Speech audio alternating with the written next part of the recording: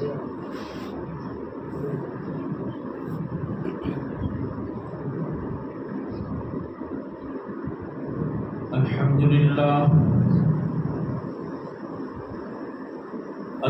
لله رب العالمين، والصلاة والسلام على أشرف الأنبياء والمرسلين،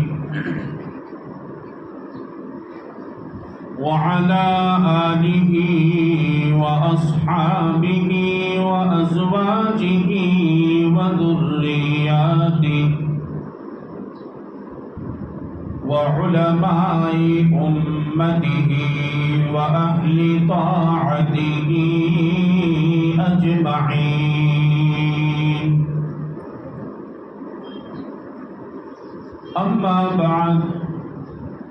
فأعوذ بالله من الشيطان الرجيم. بسم الله الرحمن الرحيم.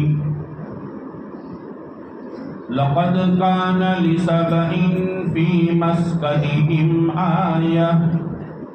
جنتان عن يمين وشمال، كلوا من رزق ربكم واشكروا له، بلدة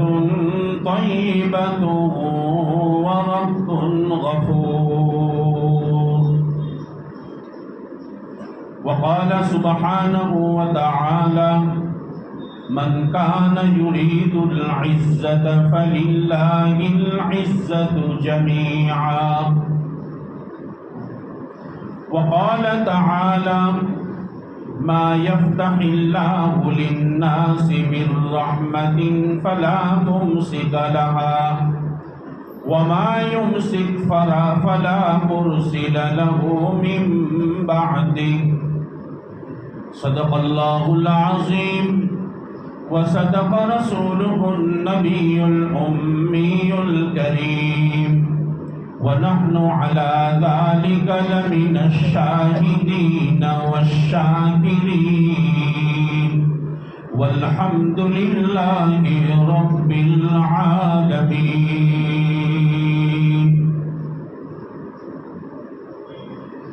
محترم دوستوں، بزرگوں اور میرے عزیز بھائیوں، آج کی اس مختصر سی مجلس میں ہم اور آپ یہ دیکھتے ہیں کہ قوموں کا عروج و زوال کس طرح ہوا، قوموں کو ترقی اور تنزلی کس طریقے سے ہوئی، قوموں کو پرگتی اور ادھوگتی کس طریقے سے ہوئی، کن بنیاد کے اوپر ہوئی، اور ان سے کیا چوک ہو گئی جن کی بنیاد پر اللہ تبارک و تعالی نے ان کو جو ترقی دی تھی وہ ترقی پر سے تنزلی پر آ گئے، اور جو کوئی قوم ترقی کی راہ کے اوپر گامزن ہو ان قوموں کو کیا کرنا چاہیے، وہ اس مختصر سی مجلس میں ہم اور آپ دیکھتے ہیں، اور وہ بھی ہم قرآن اور حدیث کی روشنی میں دیکھتے ہیں۔ قرآن مجید میں اللہ تبارک و تعالی نے کئی قوموں کا ذکر کیا ہے جن میں اللہ تبارک و تعالی نے گویا قیامت تک آنے والی امت کو ایک نمونہ اور ایک اسوہ بنا دیا، اور ایک آئیڈیل ان کو بتلا دیا کہ فلانی قوم تھی، اللہ نے ان کو ترقی عطا فرمائی تھی، ہر طرح سے ان کو فراوانی تھی، ان کی روزی میں اللہ نے برکت عطا فرمائی تھی، مالی اعتبار سے بھی ان کے اندر بہت ہی زیادہ فراوانی تھی، وہ ہر اعتبار سے چین اور سکون کے ساتھ رہتے تھے، لیکن ان سے کوئی چوک ہوئی ہے، ان سے کوئی غلطی اور بھول ہوئی ہے، جن کی بنیاد پر اللہ نے ان کو جو ترقی عطا فرمائی تھی، جو ان کو جو انکریز کیا تھا، وہ کس طریقے سے وہ ڈکریز ہو گئی، اور کس طریقے سے وہ تنزلی کے اوپر وہ قوم آ گئی، وہ ہم آج کی اس مجلس میں قرآن پاک کی روشنی کے اندر دیکھتے ہیں۔ وہ آیت کریمہ جو میں نے آپ حضرات کے سامنے پڑھی، اللہ تبارک و تعالی نے قوم سبا کا ذکر کیا ہے،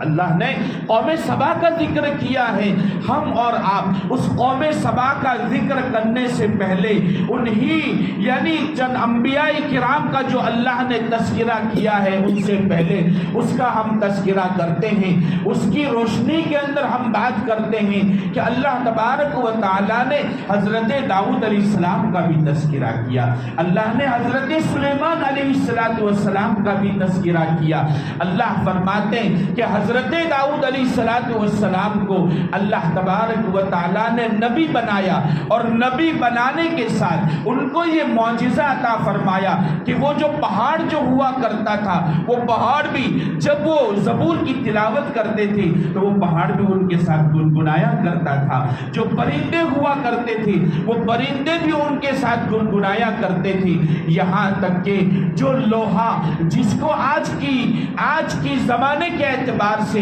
اور آج کی ٹیکنالوجی کے اعتبار سے لوہے کو بہت ہی زیادہ سخت مانا جاتا ہے، اور اللہ نے خود قرآن کریم میں فرمایا فیہ بأس شدید کہ جو لوہے کا کاروبار کرتا ہے، جو لوہے کو بنانے والے ہوتے ہیں، جو لوہے کو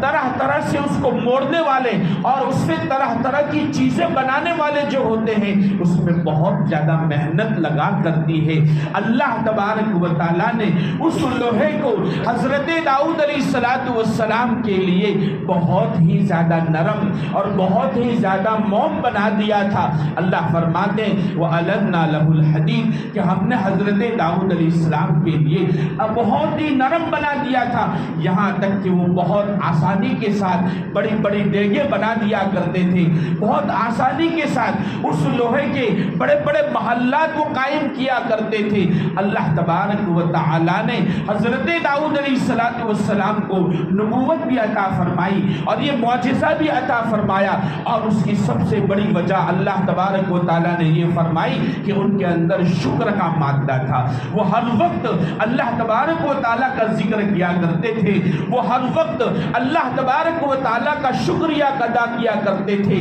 اللہ کی جو بھی نعمت ان کو میسر ہوا کرتی تھی اللہ تبارک و تعالیٰ کا شکر ادا کرتے تھے۔ اس وجہ سے اللہ تبارک و تعالیٰ نے ان کی اس نعمت کو برقرار رکھا، اور اسی طریقے سے اللہ تبارک و تعالیٰ نے حضرت سلیمان علیہ السلام کا تذکرہ فرمایا۔ حضرت سلیمان علیہ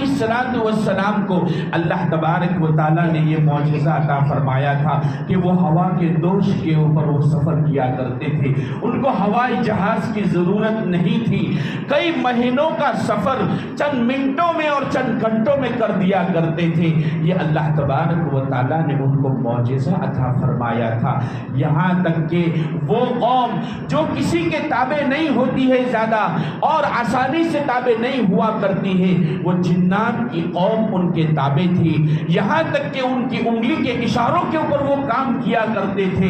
اور ان کے کام کو کیا کرتے تھے، یہاں تک کہ وہ کہتے تھے جو بھی کوئی کام کہتے تھے وہ کام فوری طور پر کر لیا کرتے تھے، یہاں تک کہ اگر سمندر کے اندر غوطہ لگانا ہو تو سمندر کے اندر بھی غوطہ لگاتے تھے، اور سمندر میں غوطہ لگانے کے بعد طرح طرح کے جواہرات اور طرح طرح کی موتی ان کے لیے میسر کیا کرتے تھے۔ وہ جنات کی قوم ان کے تابع تھی، یہاں تک کہ حضرت سلیمان علیہ السلام پرندوں کی بولی بھی سمجھ لیا کرتے تھے اور وہ پرندے بھی ان کے تابع تھے۔ اللہ تبارک و تعالی نے اسی شکر کی بنیاد کے اوپر اللہ تبارک و تعالی نے حضرت سلیمان علیہ السلام کو نبوت بھی عطا فرمائی اور یہ معجزہ بھی عطا فرمایا، اور اسی طریقے سے یہ مخلوق کو اللہ تبارک و تعالیٰ نے ان کے تابع کر دیا تھا، یہاں تک کہ اللہ تبارک و تعالیٰ فرماتے ہیں قرآن مجید میں جب اللہ تبارک و تعالیٰ نے ان کو تعمیر، حضرت سلیمان علیہ السلام نے ان کو تعمیر کرنے کا حکم دیا تو وہ تعمیر کیا کرتے تھے، لیکن اللہ تبارک و تعالیٰ نے حضرت سلیمان علیہ السلام کے اوپر موت طاری کر دی، لیکن اس کے باوجود بھی وہ جناتوں کو پتہ نہیں چلا کہ حضرت سلیمان علیہ السلام کی موت واقع ہو گئی۔ لیکن قرآن کریم یہ کہتا ہے فلما خر تبینت الجن، کہ جس لکڑی کے اوپر حضرت سلیمان علیہ السلام ٹیک لگا کر کے کھڑے تھے، وہ لکڑی کو جب دیمک نے کھا لیا اور دیمک نے آہستہ آہستہ کھاتے ہوئے بالکل اس کو کھوکھلا کر دیا، تو وہ لکڑی جب وہ گر گئی اور لکڑی کے گرنے کی وجہ سے حضرت سلیمان علیہ السلام گر گئے، تب جا کر کے وہ جناتوں کو پتا چلا کہ حضرت سلیمان علیہ السلام کی موت واقع ہو گئی، ورنہ ان سے پہلے ان کو علم نہیں تھا۔ اللہ تبارک و تعالیٰ نے اس کے بعد ان کو مطلع کیا کہ حضرت سلیمان علیہ السلام کی موت واقع ہو گئی۔ دوستو، یہ دو انبیاء کرام کا تذکرہ اللہ تبارک و تعالیٰ نے قرآن مجید میں فرمایا، اور اس کی سب سے بڑی وجہ اللہ نے یہی فرمائی تھی کہ ان کے اندر شکر کا مادہ تھا۔ اس وجہ سے اللہ نے ان کو جو نعمت عطا فرمائی تھی وہ نعمت کو برقرار رکھا۔ اب اس کے بعد اللہ تبارک و تعالیٰ نے قوم سبا کا تذکرہ کیا۔ قوم سبا جو تھی نا دوستو، قوم سبا کا علاقہ حضرات علماء کرام فرماتے ہیں ایسے تو یمن کے اندر تھی، وہ قوم یمن کے اندر تھی، لیکن ان کا علاقہ یمن سے لے کر شام تک واقع تھا، یہاں تک کہ تاریخی اعتبار سے تاریخ لکھنے والے یہ لکھتے ہیں کہ ان کا علاقہ یہ ہمارے گجرات اور ہمارے بروچ کے گندھار تک وہ ان کا علاقہ اور ان کی بستی وہاں تک پہنچ گئی تھی یہ قوم سبا۔ اللہ نے ان کو ایسی ایسی نعمتیں عطا فرمائی تھی۔ خود قرآن مجید میں اللہ تبارک و تعالیٰ یہ فرماتے ہیں لَقَدْ كَانَ لِسَبَإٍ فِي مَسْكَنِهِمْ آیَةٌ، تحقیق کے قوم سبا کے اندر ان کے رہنے کی جگہ میں اللہ کی بہت بڑی نشانی ہے۔ اللہ فرماتے کہ اللہ نے ایسی رہنے کی جگہ عطا فرمائی کہ وہ رہنے کی جگہ ایک لوگوں کے لیے اللہ کی قدرت کی بہت بڑی نشانی تھی، اور اس کی وجہ اللہ نے یہ بیان فرمائی کہ جنتان عن یمین و شمال، کہ اللہ تبارک و تعالیٰ نے ان کے بستی کے دونوں طرف باغات لگا دیے تھے، باغات ان کو عطا فرمائے تھے۔ اور حضرات مفسرین نے لکھا ہے کہ ایسے باغات ان کو عطا فرمائے تھے کہ ان کو محنت کرنے کی بھی ضرورت نہیں تھی۔ اگر کوئی ٹوکری لے کر کے ایک جگہ سے دوسری جگہ کے اوپر چلا جاتا تھا، یعنی ابتدا سے اخیر تک اگر وہ انتہا تک چلا جاتا تھا تو اس کو پھل توڑنے کی بھی ضرورت نہیں تھی، وہ پھل خود بخود اس کے اندر آ جاتے تھے۔ اتنے پھلوں سے اللہ تبارک و تعالیٰ نے ان کو نوازا تھا، بس اللہ تبارک و تعالیٰ نے ان کو یہ فرما دیا تھا کہ کلوا من رزق ربکم واشکروا لہ، کہ اے قوم سبا کے لوگ، اے یمن کے رہنے والے لوگ، تمہارا کام اب اتنا ہے کہ تم اللہ کی دی ہوئی روزی کو کھاؤ اور تم اللہ کا شکر ادا کرو۔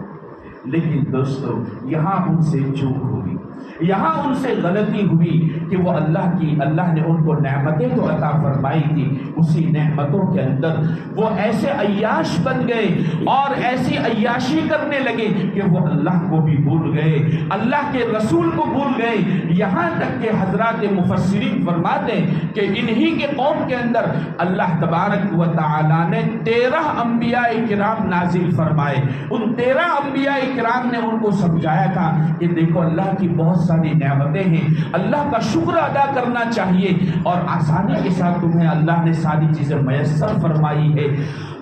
لیکن انہوں نے ان کی بات کو بھی نہیں مانا، اور اس کے باوجود وہ کیا کرنے لگے، اللہ کی ناشکری کے اندر مبتلا ہو گئے، ادھر وہ عیاشی کے اندر مبتلا ہو گئے، اللہ کو بھول گئے، ساری اللہ کے پیغامات کو انہوں نے بھلا دیا۔ اللہ فرماتے ہیں کہ یہ تمہارے لیے ایسی جگہ ہے، کلوا من رزق ربکم واشکروا لہ بلدۃ طیبۃ ورب غفور، اور یہ تمہاری جو بستی ہے وہ بستی بھی بالکل پاکیزہ ہے۔ حضرات مفسرین فرماتے ہیں کہ اللہ تبارک و تعالیٰ نے ان کی بستی کے اندر ایسی آب و ہوا اور ایسا واتاورن رکھا تھا کہ جس کی بنیاد کے اوپر کوئی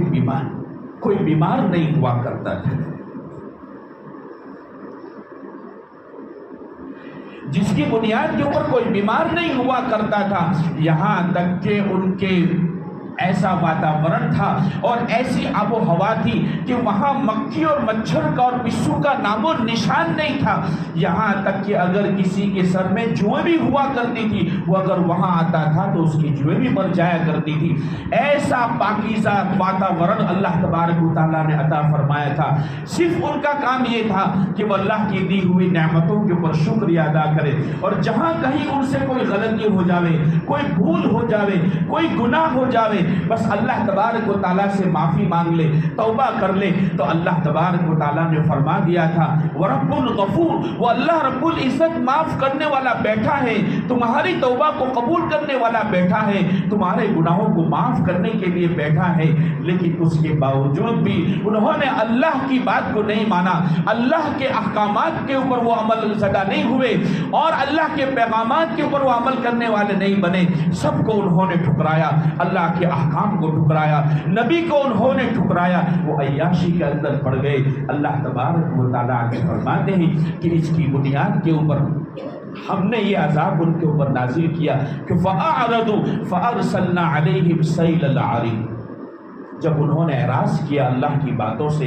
اور اللہ کے احکامات سے، اللہ کے پیغامات سے، تو جو بند انہوں نے بند کیا تھا، جس کی وجہ سے، اس بند کی وجہ سے بہت سارے، جب انہوں نے پانی کو گھیر رکھا تھا تو پانی کو گھیرنے کی وجہ سے وہ پانی ان کے باغات میں پہنچتا تھا، وہ پانی ان کے پینے کے کام میں آتا تھا. لیکن اللہ تبارک و تعالیٰ نے اسی بند کے ذریعے سے ایسا انتظام کیا کہ وہ چوہے اس کے اندر پیدا کر دیے اور ان چوہوں نے اس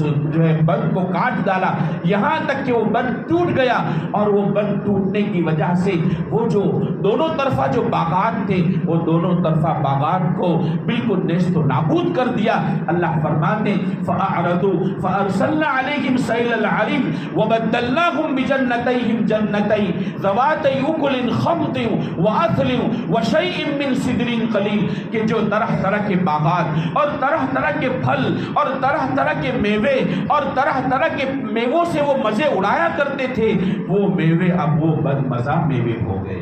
وہ اب وہ کانٹے دار درختوں نے وہاں جگہ لے رکھی، اب وہ بیری کے درخت وہاں اگنے لگے. کیوں؟ اس لیے کہ اللہ تبارک و تعالیٰ نے وہ پانی ان کے باغات کے اندر پھیر دیا.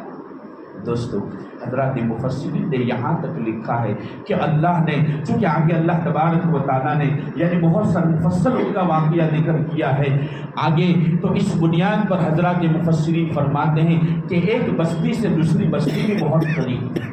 ظاہر بات ہے ایک مسافر آدمی ہوا کرتا ہے، وہ مسافر اگر ایک بستی سے دوسری بستی میں جانا ہو اور بہت لمبا چوڑا سفر ہو تو بیچ میں کھانے کی ضرورت پڑتی ہے، اس کو توشہ لینے کی ضرورت پڑتی ہے، پانی کی ضرورت پڑتی ہے. لیکن یہاں تو اللہ تبارک و تعالیٰ نے قوم سبا کے لیے ایسا انتظام کیا تھا کہ وہ کئی طرح کے اور کئی میلوں کا وہ سفر کرتے تھے. اللہ تبارک و تعالیٰ نے یہ انتظام کیا تھا کہ ایک بستی سے دوسری بستی بہت تو 1 میل کے فاصلے پر، آدھے میل کے فاصلے کے اوپر، تاکہ ان کو اپنے ساتھ کھانا لینے کی بھی ضرورت نہیں، پانی کی بھی ضرورت نہیں، ہر وقت ہر جگہ ان کو پانی میسر، ہر جگہ ان کو ناشتہ اور کھانا میسر. لیکن اس کے باوجود بھی انہوں نے ناشکری کی، اللہ کے احکام کو انہوں نے ٹھکرایا. تو انہوں اللہ تبارک و تعالیٰ نے دنیا کے اندر بتا دیا کہ ایسی ترقی یافتہ قوم تھی اور ایسی پرگتی والی قوم تھی. اللہ تبارک و تعالیٰ نے دنیا میں ان کو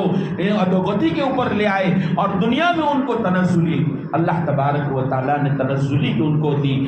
ایسے اللہ تبارک و تعالیٰ نے قوم کا ذکر کیا، اور ایسی قوم کا ذکر کرنے کے بعد اللہ تبارک و تعالیٰ رہتی دنیا تک کے لوگوں کو، قیامت تک آنے والے لوگوں کو اللہ تبارک و تعالیٰ یہی بتلانا چاہتے ہیں کہ ہم اسی طریقے سے معاملہ کرتے ہیں جو ناشکرے ہوا کرتے ہیں. اللہ تبارک و تعالیٰ فرماتے ہیں قرآن مجید میں وَهَلْ نُجَازِي إِلَّا الْكَفُورَ، اللہ فرماتے ہیں ذَلِكَ جَزَيْنَاهُمْ بِمَا كَفَرُوا، یہ جو ہم نے ان کو جو عذاب دیا دنیا ہی کے اندر ان کی ناشکری کی وجہ سے. وَهَلْ نُجَازِي إِلَّا الْكَفُورَ، اور جو ناشکرہ ہوا کرتا ہے، اللہ کا نافرمان ہوا کرتا ہے، ہم اس کو اسی طریقے سے بدلا دیا کرتے ہیں. اسی طریقے سے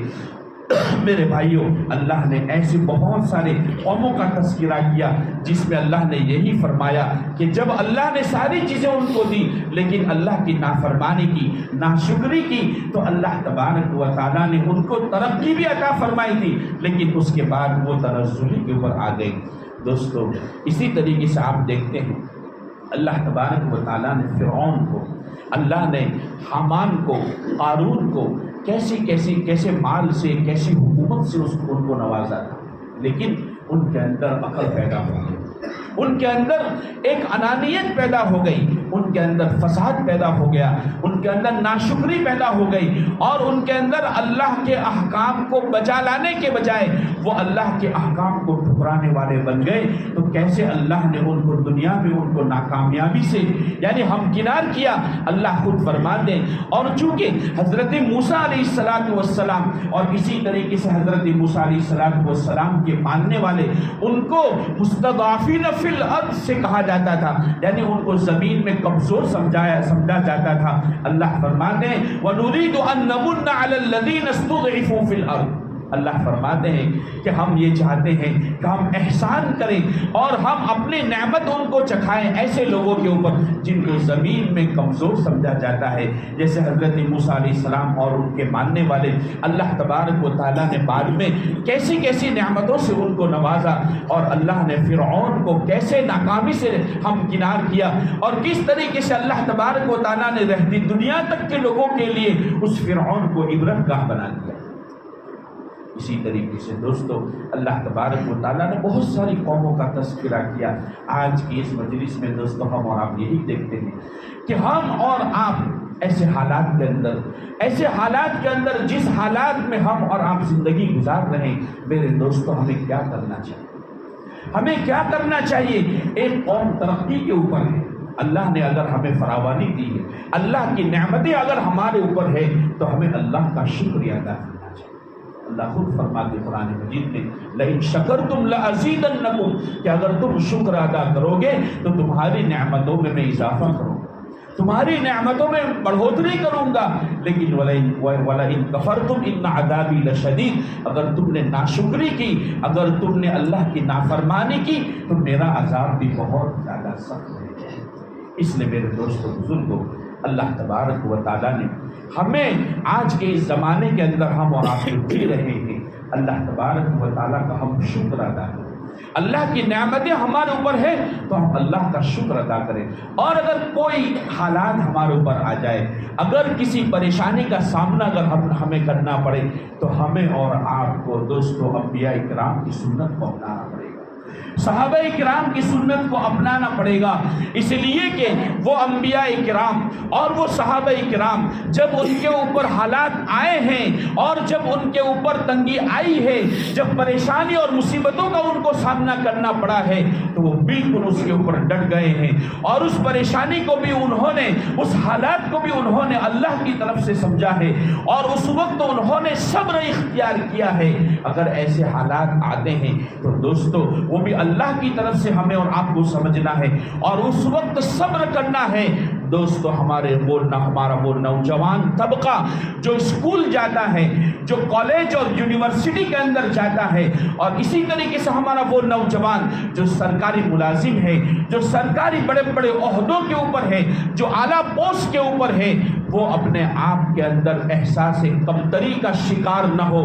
وہ دنیا کی ترقی کو دیکھ کر کے یہ نہ سمجھے کہ یہ لوگ بہت ہی زیادہ ترقی کے اوپر ہے اور ہم لوگ کیوں تنزلی کے اوپر ہے۔ نہیں، ہم اور آپ اللہ تبارک و تعالیٰ کا احسان مانیں، ہم اور آپ اللہ کا شکریہ ادا کریں، اللہ تبارک و تعالیٰ ضرور بھی ضرور ہمارے حالات کو بدلیں گے۔ اگر آج ہمارے حالات خراب ہیں تو اللہ تبارک و تعالیٰ ہمارے برے حالات کو اچھے حالات کے اندر تبدیل کریں گے۔ دوستو، حضرت مولانا ابو الحسن علی ندوی رحمت اللہ علیہ نے بہت بہترین بات برادران قوم کو اور ہندوستان میں رہنے والے قوم کو بتلائی تھی، اور انہوں نے اپنے ایک بیان میں ارشاد فرمایا تھا کہ اے برادران قوم، اللہ تبارک و تعالیٰ کی طرف سے تمہارے اوپر وہ کتاب ہے، وہ کتاب نازل کی گئی ہے، اور ایسی بہترین کتاب نازل کی گئی ہے کہ جس کی تمام آیاتیں بالکل واضح ہیں، جس کی تمام آیات بالکل تحقیق شدہ ہیں، اور جس کی تمام آیات میں کوئی شک و شبہ کی گنجائش نہیں ہے۔ اور کہا تھا کہ اے برادران قوم، تم ایسی امت ہو کہ جن نبی صلی اللہ علیہ وسلم کی سیرت کو اگر آپ پڑھو گے تو ایسے نبی کی سیرت بالکل صاف ہے، بالکل شفافیت کے ساتھ تمہارے پاس ہے، اور بالکل تحقیق کے ساتھ تمہارے پاس ہے، تمہیں کہیں اور جانے کی ضرورت نہیں ہے۔ حضرت مولانا نے آگے فرمایا تھا، اے برادران قوم، تم ایسی امت ہو کہ تمہارے پاس ایسے اسلامی قانون ہے اور ایسے اسلامی لو ہے کہ جن کی بنیاد کے اوپر تمہارے پاس ایسے خزانے موجود ہیں اسلامی قانون کے کہ تمہارے کسی اور قانون کے پاس، کسی اور مذہب کے قانون کے پاس جانے کی ضرورت نہیں ہے۔ اور یہاں تک علماء کرام کو آپ نے دیکھا ہوگا، اور اسی طریقے سے فقہ اسلامی اکیڈمی والوں کو دیکھا ہوگا کہ جب بھی امت کے اندر نئے نئے مسائل پیش آئے ہیں تو ان نئے مسائل کے اوپر انہوں نے غور و فکر کیا، قرآن اور حدیث کے اندر امت کو صحیح راہ کے اوپر لانے کی کوشش کی، اور امت کو صحیح رہبری کرنے کی کوشش کی، اور صحیح ہدایت دینے کی کوشش کی، اور ان کو صحیح جواب دینے کی کوشش کی۔ دوستو، جب اللہ نے اتنا بڑا دین ہمیں اور آپ کو عطا فرمایا ہے، اور اتنا بڑا نبی ہمیں اور آپ کو عطا فرمایا ہے، اور اتنے بڑے خزانے قانون کے ہمارے پاس ہیں، دوستو جب سائنس آیا تو سائنس کے سامنے دوسرے تمام مذاہب نے اپنی ہار مان لی، لیکن ایک ڈاکٹر اپنی کتاب کے اندر لکھتا ہے کہ اگر سائنس کا اگر کوئی مقابلہ کرنے والی کتاب ہے تو وہ صرف اور صرف قرآن مجید ہے، اس کے علاوہ تمام کے تمام مذاہب نے ہار مان لی، صرف قرآن نے ہار نہیں مانی، اور وہ سائنس کے سامنے وہ ابھی بھی وہ ڈٹ رہا ہے، اور قرآن سائنس کے سامنے ابھی اس کا مقابلہ کر رہا ہے، بلکہ سائنس نے بہت سارے مسائل اور بہت ساری آیات ایسی قرآن مجید سے نکالی ہے کہ جن کی بنیاد کے اوپر وہ سائنس کو رہبری ملی ہے، جن کی بنیاد کے اوپر وہ سائنس کو سیدھا راستہ ملا ہے، اور جن کی بنیاد کے اوپر سائنس بہت سالوں سے پہلے سے جس بات کی وہ تحقیق کے اندر تھی، جب انہوں نے قرآن کا ابیاس کیا، جب قرآن کو انہوں نے پڑھا، اس کے بعد ان کو پتا چلا کہ ہم جس لو کو لے کر کے چل رہے تھے، جس بات کو لے کر کے چل رہے تھے، اللہ تبارک و تعالیٰ نے قرآن مجید میں 1400 سال پہلے نازل فرما دیا ہے۔ اس لیے میرے دوستو بزرگوں، میں نے آپ حضرات کے سامنے ایک آیت کریمہ پڑھی، من کان یرید العزت فللہ العزت جمیعا، اگر کوئی عزت چاہتا ہے تو عزت اللہ تبارک و تعالیٰ کے پاس ہے۔ دوستو، مخلوق سے عزت نہیں ملا کرتی ہے، اگر تمہیں عزت مانگنا ہے تو اللہ تبارک و تعالیٰ سے مانگو۔ ایک اور آیت کہہ کر کے اپنی بات کو ختم کر دیتا ہوں جو میں نے آپ حضرات کے سامنے پڑھی۔ اللہ فرماتے ہیں، ما یفتح اللہ للناس من رحمت فلا ممسک لها، کہ اللہ تبارک و تعالیٰ کسی کے لیے، کسی کے اوپر اپنی رحمت کو کھول دیتا ہے تو دنیا کی کسی کے اندر کوئی طاقت نہیں ہے کہ اللہ کی اس رحمت کو وہ روکنے والا بنے۔ وما یمسک فلا مرسل له من بعدی، اور اللہ تبارک و تعالیٰ اگر کسی کے اوپر اپنی رحمت کو روک لے تو دنیا کے اندر کسی کی طاقت نہیں ہے کہ وہ اللہ کی بند کی ہوئی رحمت کو وہ کھولنے والا بن جائے۔ اس لیے دوستو، میرے بھائیوں، آج کے اس زمانے کے اندر ہمیں اور آپ کو اللہ کا شکر ادا کرنا چاہیے۔ اگر ہمارے اوپر ایسے حالات کچھ آتے ہیں تو ہمیں ذرہ برابر بھی گھبرانے کی ضرورت نہیں ہے۔ ہمارے پاس قرآن موجود ہے، ہمارے پاس احادیث موجود ہے، ہمارے پاس اسلامی قانون موجود ہے۔ اللہ تبارک و تعالیٰ سے ہم دعا کرتے ہیں کہ اللہ تبارک و تعالیٰ ہم تمام کو ان کہیں سنی باتوں پر عمل کرنے کی توفیق عطا فرمائے۔ وآخر دعوانا الحمدللہ۔